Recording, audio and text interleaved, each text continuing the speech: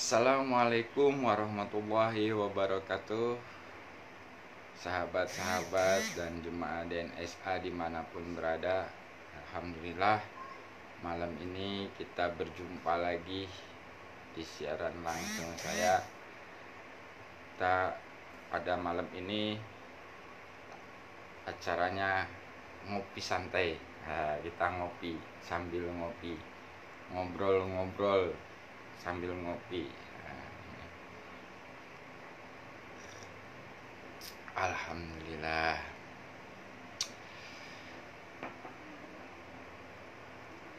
Bagi teman-teman dimanapun berada, pada kesempatan malam ini kita ngobrol lagi, diskusi lagi.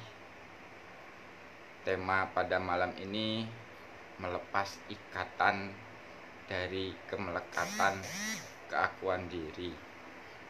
Nah, ini untuk melepaskan ikatan-ikatan keakuan di dalam diri ini memang dalam aplikasi kehidupannya ya ngeri-ngeri sedap.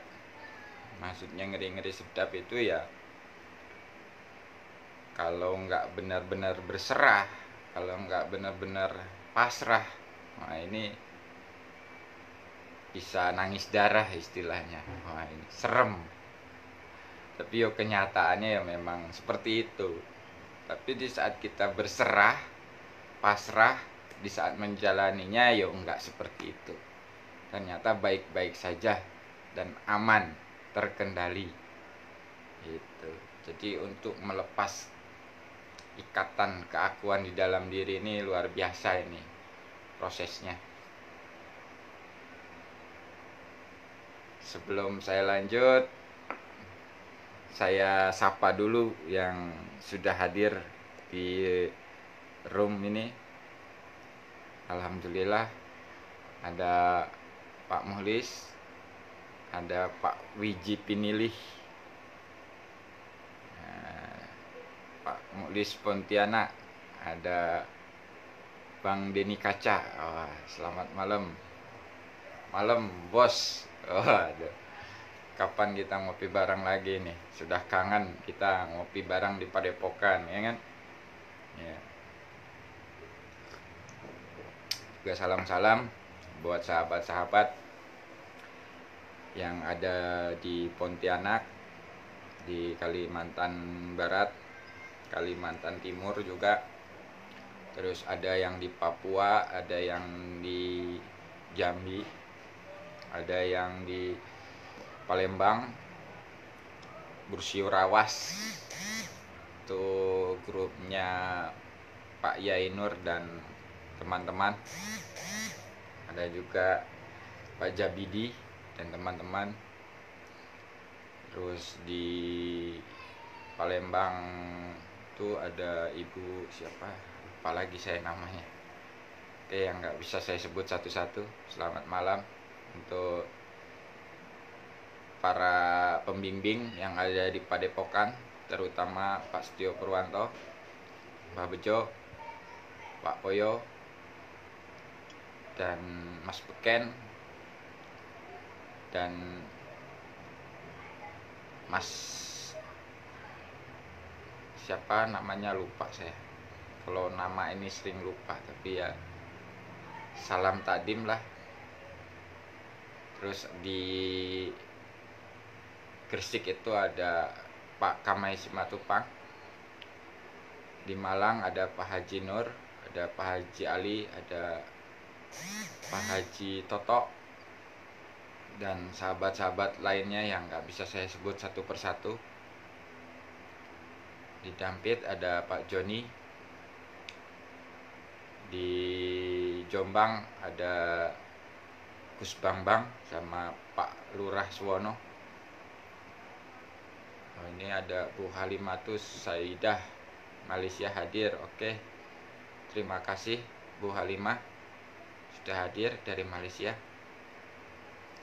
Oke, kita kembali ke tema tadi, melepas ikatan-ikatan dari keakuan diri kita. Contoh, di saat kita melepas ikatan ini hartaku,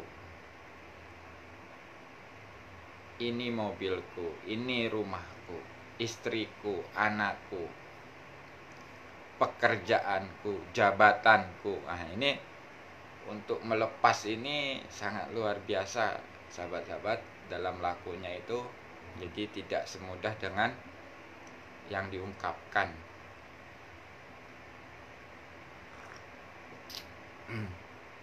Karena saya pernah mencoba untuk melepas ikatan agar tidak bergantung kepada pekerjaan. Jadi di saat saya mencoba untuk meyakini, jadi yang memberi uang itu bukan pekerjaan, tapi hanya Allah. Tapi di saat aplikasinya ini, ya benar-benar saya nggak dikasih pekerjaan oleh Allah. Nah, di saat kondisi nggak ada pekerjaan itu, ya sempat goyah. Jiwa ini mulai agak goyah sedikit. Tapi di situ saya tetap bergantung kepada Allah. Dan saya yakin bagi Allah itu tidak ada yang tidak mungkin. Di saat saya terus meyakini hanya Allah yang bisa memberikan uang, bukan pekerjaan saya, walaupun memang Allah nggak benar-benar nggak kasih pekerjaan waktu itu. Nah, di saat seperti itu saya terus sambung kesadaran ke Allah untuk membentuk sebuah keyakinan di dalam hati ini, agar meyakini hanya Allah yang bisa memberikan uang. Jadi bukan pekerjaan saya lagi. Nah, ini untuk melepas ikatan itu. Kan awalnya itu saya masih meyakini bahwa pekerjaan itulah yang memberikan uang. Karena saya kerja, maka saya dapat uang. Nah, jadi belum masuk di amanah. Jadi saya masih meyakini kalau saya kerja saya dapat uang. Kalau nggak kerja saya nggak dapat uang. Nah, ternyata di sini iman saya rusak. Nah, bagaimana caranya untuk melepas ikatan keakuannya tadi di dalam diri tadi, bahwa saya punya uang ini hasil kerja saya. Nah, ini keakuannya kan. Nah, di situ pakai kesadaran menyadari bahwa yang bisa memberikan uang itu hanya Allah. Walaupun di saat di aplikasinya, di saat nggak dikasih pekerjaan ini agak sedikit goyang, tapi di saat keyakinan masih tetap kuat menyadari Allah yang memberi, di situ ada perintah-perintah. Memang terkadang perintahnya ini nggak sesuai dengan yang kita inginkan, gitu loh. Contoh misalkan kita kan butuh uang nih, perintahnya nih lucu kadang-kadang. Saya pernah di saat saya benar-benar butuh uang, ya Allah, aku butuh uang, ya Allah, apa yang harus aku lakukan? Nah, di perintah Allah itu cuman ini, jemur pakaian. Jadi di saat saya benar-benar sudah minta, tiba-tiba yaitu istri, tolong nih jemur. Nah, kalau pakai kesadaran jasad ya pasti kesel. Tapi di saat kita pakai kesadaran jiwa kita, menyadari bahwa ini perintah Allah. Nah, di saat kita jalani, udah jalankan. Setelah menjalankan itu, tiba-tiba dikirim oleh Allah orang yang enggak dikenal untuk mengantarkan uang ke rumah saya. Nah, di sini penyaksian yang luar biasa. Ternyata memang bagi Allah itu mudah. Tapi bukan berarti setelah kita meyakini Allah itu terus tidak berusaha, tidak bekerja. Ini jangan sampai salah paham, gitu loh. Jadi kalau kita sudah benar-benar yakin ke Allah itu, di saat kita berusaha dan kerjanya itu udah bukan karena mencari uang lagi, tapi menjalankan perintah Allah yang disebut amanah tanda perintah. Gitu. Jadi bagi teman-teman memang yang dalam masih proses ini, ya memang luar biasa. Jadi kalau enggak benar-benar berserah total ke Allahnya, ya merasa dibanting. Jadi bagaimana sih yang berserah total itu yang seperti apa? Kadang-kadang ya kata-kata ini mudah diucapkan, berserah ya, berserah total ya. Tapi aplikasinya itu seperti apa? Ya sesungguhnya diri kita ini nggak bisa berserah. Kita itu selalu melawan, selalu bergejolak. Nah, di sini di saat kita sebelum melakukan, kita harus ada komunikasi dulu kepada Allah. Ya Allah, aku akui diri ini tidak mampu, tidak bisa apa-apa ya Allah. Nah, ini kita akui dulu ketidakberdayaan kita, ketidakmampuan kita di hadapan Allah. Lalu kita berserah kepada Allah jiwa raganya. Ya Allah, aku mohon petunjukmu, apa yang harus aku lakukan. Nah, nanti di saat ada perintah, nah itulah sebagai syariatnya. Jadi berserah total kepada Allah itu bukan diam gitu, tapi menjalankan perintah. Jadi ikhtiarnya itu sesuai dengan perintah. Nah, ini yang sering kita lupakan. Kadang-kadang kita berikhtiar dulu habis-habisan, nanti baru tawakal.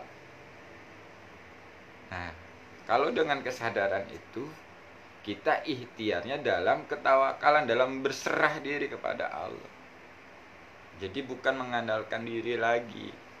Nah, di sini nanti mulailah akan terlepas ikatan-ikatan itu di saat kita selalu melakukan segala sesuatunya karena Allah. Atau mengaplikasikan makna innalillahi wa inna ilaihi raji'un. Jadi asal dari Allah, kita kembalikan ke Allah. Sehingga apa? Tidak ada pengakuan lagi di dalam diri ini bahwa itu milik saya, bahwa itu hasil kerja keras saya. Kalau kita udah aplikasikan kesadaran innalillahi, ya ini dari Allah, kembali ke Allah.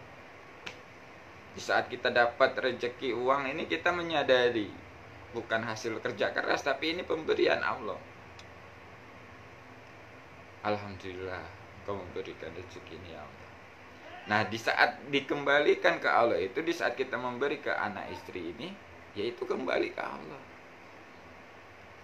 Jadi enggak merasa yang memberikan nafkah kepada istri dan anak itu diri saya, bukan, tapi hanya Allah yang bisa memberi. Kita ini hanya sebagai wakilnya, perantaranya saja untuk menyampaikan kepada anak istri. Nah, ini para sahabat, jadi belajar kesadaran ini memang mudah, tapi jangan dianggap mudah gitu. Karena apapun metodenya untuk kita berserah kepada Allah, untuk dapat bimbingan langsung dari Allah, itu ya memang macam-macam. Tapi intinya di sini itu gini, berserahnya itu bukan berserah dengan pikiran, tapi berserahnya itu dengan kesadaran. Jadi kesadaran jiwa raga kita itu kita serahkan kepada Allah, dan kita akui ketidakmampuan kita sehingga dapat bimbingan dari Allah. Di situ nanti kita akan dipahamkan bagaimana yang namanya bimbingan langsung dari Allah dalam kehidupan. Terkadang ya banyak yang nanya, Mas Yusuf kok bisa tahu itu dari Allah? Yusuf kok bisa tahu itu petunjuk dari Allah? Ya karena kesadaran jiwa saya ini nyambung ke Allah. Nah, bahasa petunjuk Allah ini, bahasa ilham ini bukan bahasa verbal, tapi bahasa yang langsung paham. Di saat kita komunikasi pakai kesadaran ini, kesadaran jiwa kita nyambung terus, kita komunikasikan.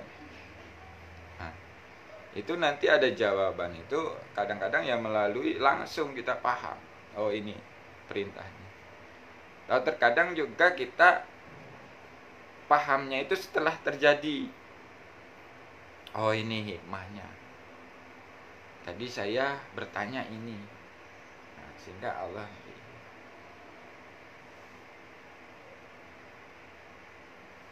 Oke, alhamdulillah. Ki Sunan Citanduy. Wah, ini kaca suhu lagi panas. Ya, betul.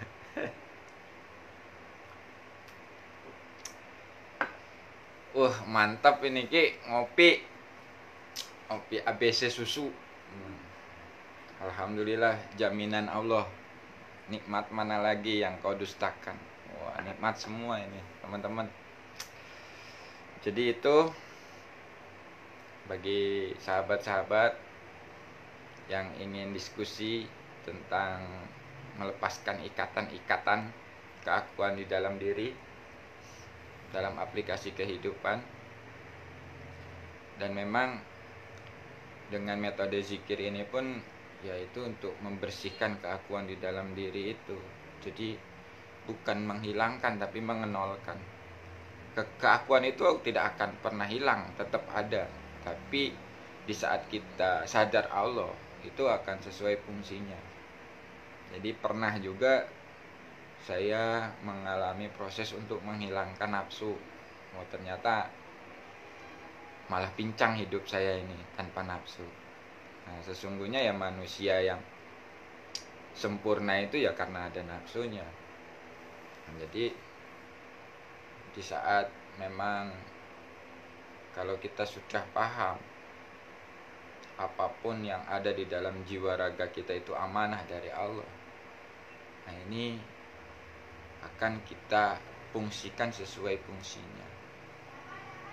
Makanya di saat sebelum DN itu saya selalu ada pemasrahan jiwa raga, pemasrahan anak istri, harta, guru-guru, ilmu, semua saya pasrahkan kembali. Sehingga di saat memang kembali ke Allah itu ya sudah tidak mengandalkan apa-apa, sudah berserah. Terserah Allah nanti. Nanti Allah yang tunjukkan, nanti Allah yang membimbing. Jadi sudah tidak ada beban lagi, tidak mikir ini dan itu lagi, tinggal nunggu aja, berserah, saat dibimbing nanti di situ nanti akan ada pemahaman baru. Ya contoh di saat awal-awal itu kan ingin menghilangkan nafsu, ternyata di saat dibuktikan hilang nafsu malah pincang hidup. Nah di sini kan pembelajaran langsung dari Allah. Ternyata nafsu itu nggak bisa dihilangkan, tapi digunakan sesuai fungsinya. Gitu. Nah keakuan pun sama. Ego diri itu sesungguhnya ya bukan dihilangkan, tapi dinolkan. Nah dinolkan di sini itu dalam aplikasi itu secara syariatnya tetap ada akunya. Contoh misalkan ya kalau di saat ditanya sama teman atau sama saudara, ini milik siapa? Ya milik saya. Nah itu kan akunya gitu. Tapi di dalam jiwanya ini sudah tidak diakui milik saya, tapi itu amanah dari Allah, titipan dari Allah. Nah ini dalam aplikasinya memang kadang-kadang masih timpang tindih, karena proses itu ternyata ya yang kita anggap benar itu ternyata kesalahan yang belum kita ketahui. Kadang-kadang itu yang saya alami.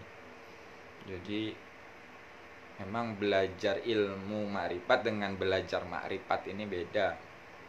Kalau belajar ilmu ma'rifat itu kita harus belajar dari kitab-kitab dan punya mursyid. Nah, kalau kita belajar ma'rifat ini ya berlaku dalam kehidupan. Di situ bedanya. Jadi kita nanti dipahamkan dalam laku kehidupan dengan diberikan hikmah-hikmah atau pemahaman Allah itu melalui ya pembelajaran yang kita alami sehari-hari gitu. Contoh yang dulu pernah saya ceritakan itu di saat saya memohon ke Allah, ya Allah pahamkan aku makna bersyukur apapun keadaannya. Tiba-tiba rumah rubuh. Nah, di saat sudah diberikan pembelajaran rumah rubuh lalu bersyukur. Nah, di situ penyaksiannya. Oh, ternyata di saat kesulitan kita bersyukur kepada Allah, bukan mensyukuri kesulitannya ya. Kita bersyukur kepada Allah dalam keadaan sulit. Di situ Allah memberikan kemudahan. Jadi Allah memberikan kemudahan-kemudahan. Oh, ternyata akhirnya kita paham. Nah, karena dapat pembelajaran di saat minta apapun keadaannya bersyukur, tiba-tiba rumah rubuh. Nah, di situ kan kita dipahamkan. Nah, jadi di setiap kesulitan itu disertai kemudahan. Jadi bagi teman-teman dimanapun berada yang diproses dalam kesulitan, kita harus menyadari Allah memberikan kesulitan itu disertai kemudahan. Nah, dengan apa ya, kita selalu bersyukur terus, apapun keadaannya bersyukur. Jadi bersyukurnya itu jangan apa istilahnya, pakai hanya karena sebab akibat gitu. Jadi di saat kita banyak uang kita bersyukur, di saat perut kenyang kita bersyukur, kalau enggak ya enggak bersyukur. Nah, itu yang disebut bersyukurnya itu pakai sebab akibat. Jadi di sini tetap apapun keadaannya kita tetap bersyukur, jiwa raga kita itu kepada Allah. Nah, harus sinkron semuanya. Jadi ini harus bersyukur semua. Yang 3 unsur ini harus menjadi satu, menjadi satu kesatuan. Kalau enggak ya nanti terjadi bentrokan yang akhirnya bingung gitu. Dan akhirnya malah ngeluh. Ya kan? Banyak yang belajar mendekat ke Allah, mengenal Allah, kok malah susah hidupnya. Kok malah terpuruk, kok malah bangkrut, kok malah ini malah itu. Nah, akhirnya cuman keluh kesah yang ada. Nah, padahal di situ banyak pembelajaran yang Allah berikan agar kita paham. Gitu. Jadi sesungguhnya itu ya Allah memberikan pembelajaran dari hal-hal seperti itu. Kadang ya Allah menyadarkan hambanya itu kadang-kadang ya melalui kesulitan. Dikasih kesulitan itu agar kita sadar bahwa diri kita itu ya tidak bisa apa-apa. Karena saya pernah bertemu dengan orang yang mempunyai aset senilai 5M dan dia cuman hanya punya utang 1,5M. Nah, kalau menurut logika seharusnya sudah ketutup. Tapi ternyata kenyataannya, nah asetnya ini nggak bisa dijual. Nah, di situ kan kita bisa memahami bahwa yang bisa menolong kita itu ya bukan aset tapi Allah. Nah, ini kan pembelajaran bagi saya di saat saya menyaksikan hal seperti itu dalam kenyataan. Nah, jadi pembelajarannya itu bisa langsung melalui diri kita pribadi atau dengan orang lain yang dikirim oleh Allah. Nah, itu bisa menjadi sebuah pembelajaran bagi diri kita. Jadi kita harus membaca hikmah-hikmahnya, karena disitulah nanti akan ada pemahaman-pemahaman baru. Oke teman-teman, apa yang sudah hadir, alhamdulillah. Ini kilurah di daerah apa sih namanya, lupa saya itu. Nama daerah kilurah itu.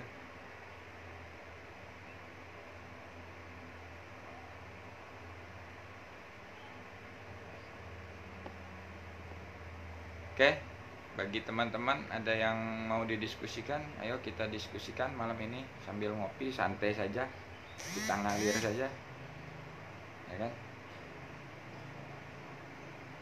Kita sekarang ini ajang silaturahminya ya melalui online aja, nggak bisa ketemu langsung.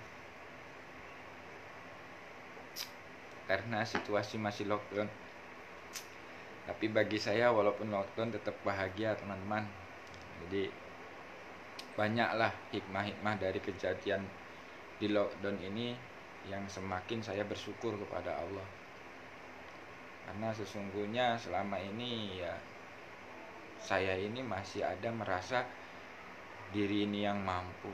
Tapi ternyata setelah kejadian ini semakin dipahamkan ketidakmampuan di dalam diri. Jadi hanya Allah yang harus kita tanamkan di dalam hati kita. Tuhan kita hanya Allah, penolong kita hanya Allah. Segalanya yang ada hanya Allah di dalam hati kita. Masya Allah. Nah ini memang untuk menanamkan ketauhidan yang lurus kepada Allah ini ya tidak semudah yang diucapkan memang, karena melalui proses ini ya luar biasa. Jadi banyak yang sudah masuk, yang sudah kenal pun tergelincir gitu. Jadi nggak ada jaminan di sini bagaimana kita benar-benar bisa berserahnya, ya kan? Kalau nggak berserah ya bisa tergelincir. Ya, semakin dekat semakin halus, semakin dekat itu semakin tipis.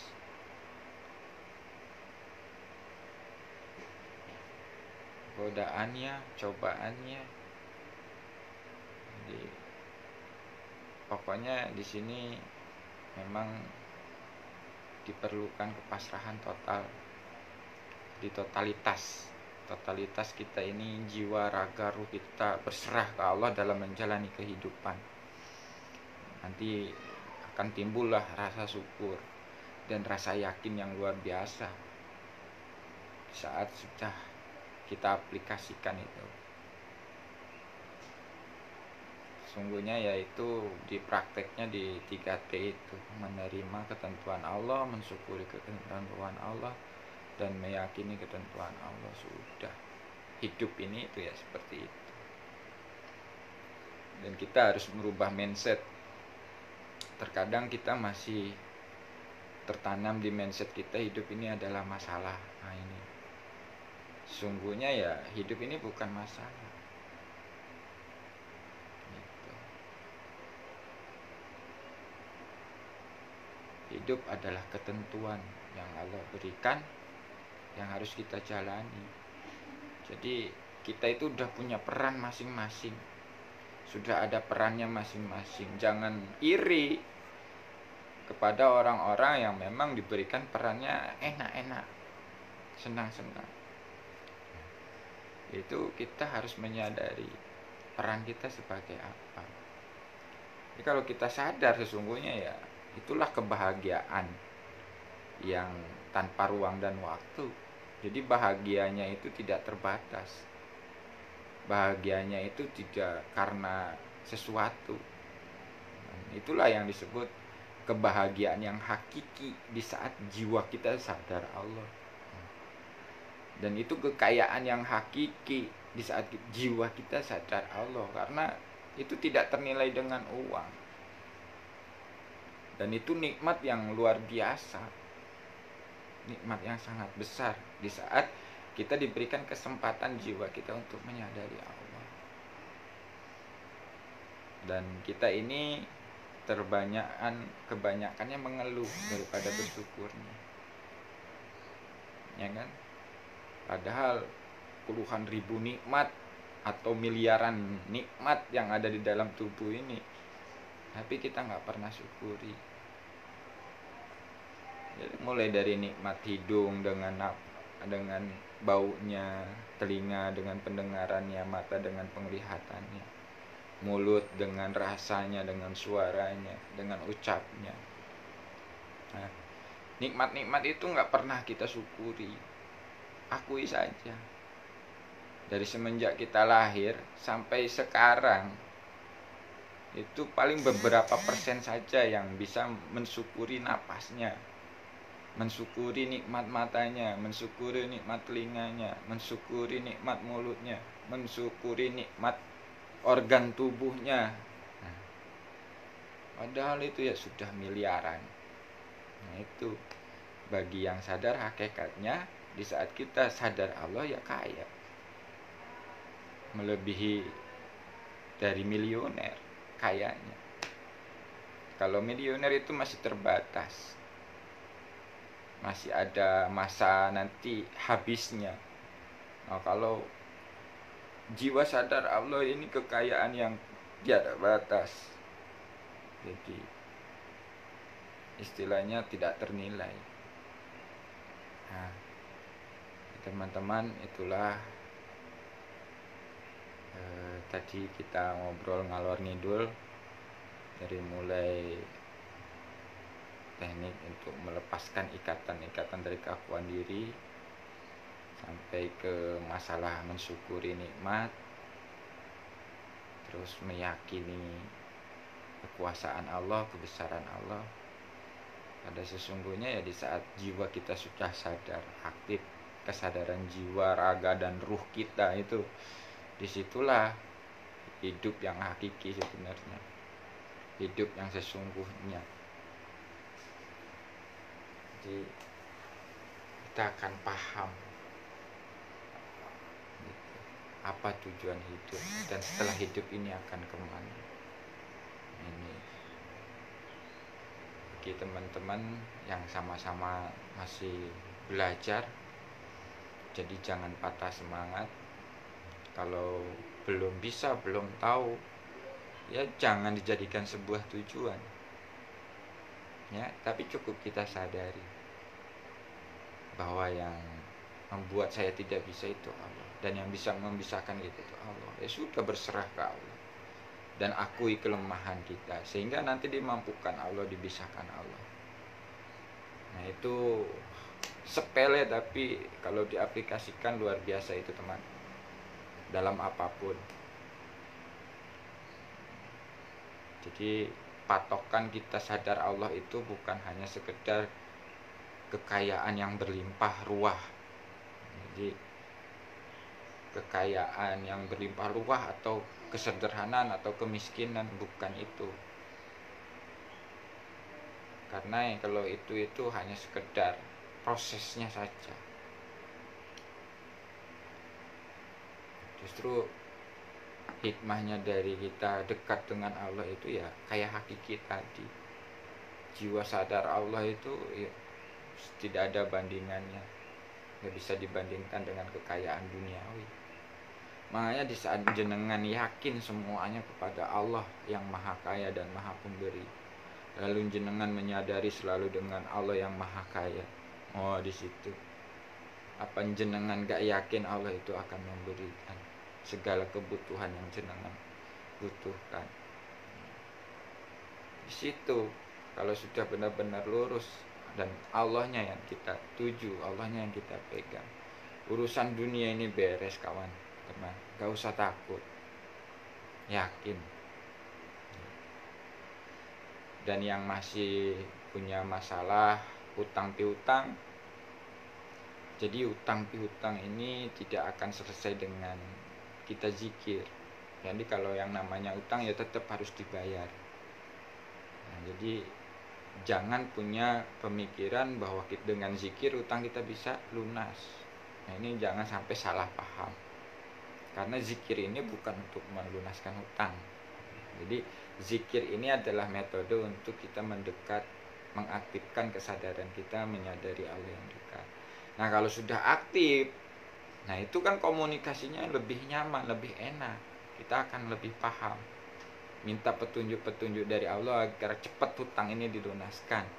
Nah itu kan lebih nyambung kalau sudah aktif kesadarannya. Nah kalau misalkan belum aktif kesadarannya, kita doa aja, tapi yo doanya ngambang, nggak menggunakan kesadaran, akhirnya apa? Kecewa. Saya udah doa tapi kok utang saya nggak lunas. Nah berarti kan dia doanya itu karena hanya berutang aja gitu. Tidak ada ketulusan. Tapi kalau di saat ada ketulusan, ada kesadaran, berdoanya minta petunjuk agar dimudahkan untuk membayar hutang, nah di situ nanti ada perintah-perintah yang harus kita jalani, sehingga nanti ya dilunaskan hutangnya oleh Allah. Dan itu alhamdulillah sudah saya lalui. Alhamdulillah pada saat ini saya alhamdulillah sudah bebas dari hutang. Alhamdulillah.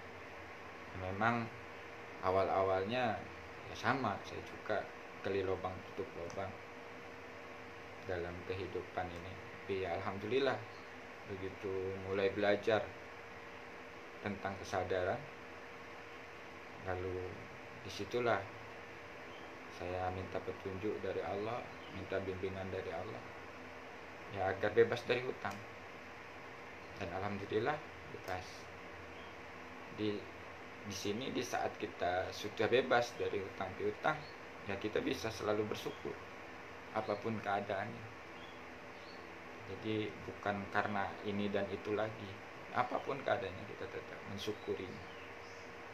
Walaupun memang istilahnya keinginan-keinginan untuk ini dan itu selalu ada, tapi minimal kita bisa menyadari bahwa itu keinginan nafsu.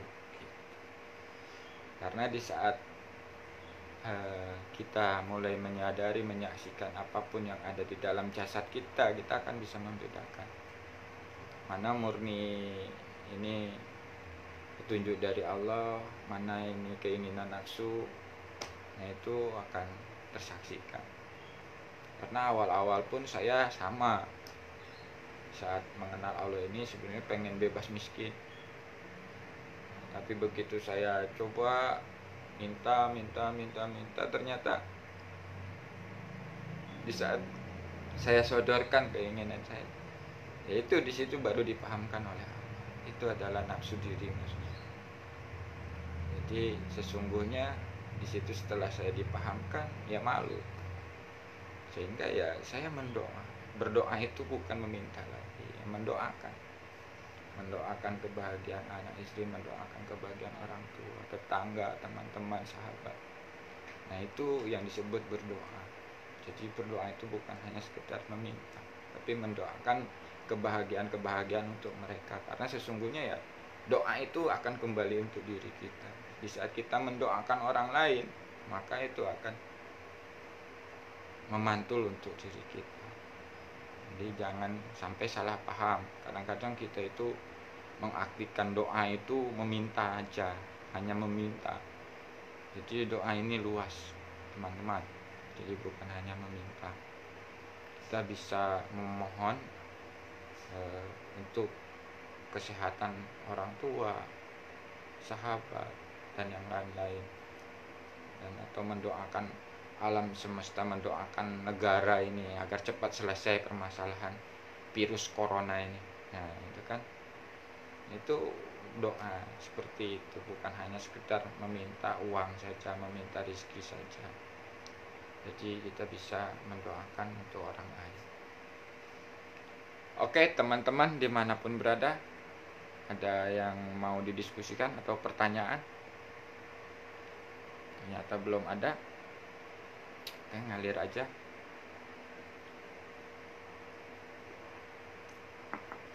Alhamdulillah. Jadi metode-metode yang diajarkan di Padepokan itu untuk mengaktifkan kesadaran jiwa kita sadar Allah itu ya memang ada 3. Yang pertama itu patrap, yang kedua itu zikir napas, yang ketiga itu silatun. Nah itu 3 metode yang diajarkan di Padepokan, tapi yang dipopulerkannya oleh Pak Setio Purwanto yaitu zikir napas sadar Allah. Apa sih perbedaan-perbedaannya? Nah, nanti kita bahas di lain waktu perbedaan antara dari silatun, patrap, dan zikir napas. Nanti kita bahas lebih detail lagi, lebih dalam lagi. Jadi malam ini kita ngobrol aja dulu, ngobrol ngalor ngidul. Nah, tapi di sini bukan hanya sekedar ngalor ngidulnya, teman-teman, tapi kita belajar untuk yakin kepada Allah. Nah, gitu.